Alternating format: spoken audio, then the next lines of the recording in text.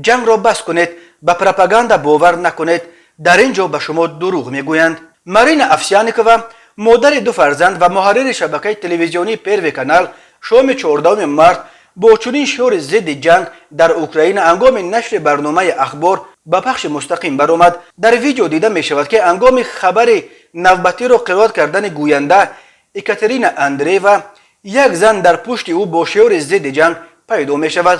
پیروی کانال تصدیق کرد که در حقیقت هنگام پخش مستقیم برنامه وریمیا چنین حادثه روی داده و نفر دیگر در کادر پیدا شد. تفتیش خدمتی ادامه دارد. مارینا افسیانیکووا را بعد این حادثه کارمندان پلیس دستگیر کردند. یک منبع در مقام حفظ حقوق گفت نسبت به وی میتوانند بر اساس ماده 20 کودکس حقوق ویرانکنی ماموری روسیه پرونده ماموری باز کنند. این بند قانون برای در مسار عام به ابرو کردن عملیات قوه‌های مسلح روسیه همچون جزا و جریمه به مبلغ تا 300,000 روبل را پیش بینی می‌کند.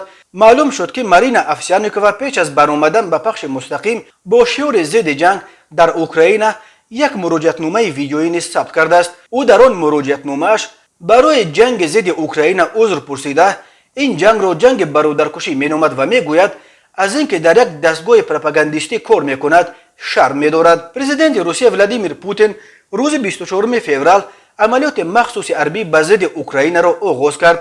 در جریان زدوخوردها و بمباران در اوکراین الکی صدها نفر کشته و هزاران بنا و انشاءات ویران گردیده، کشورهای غرب و متحدانشان به ضد روسیه تحریمات خیلی سنگین را جاری کردند.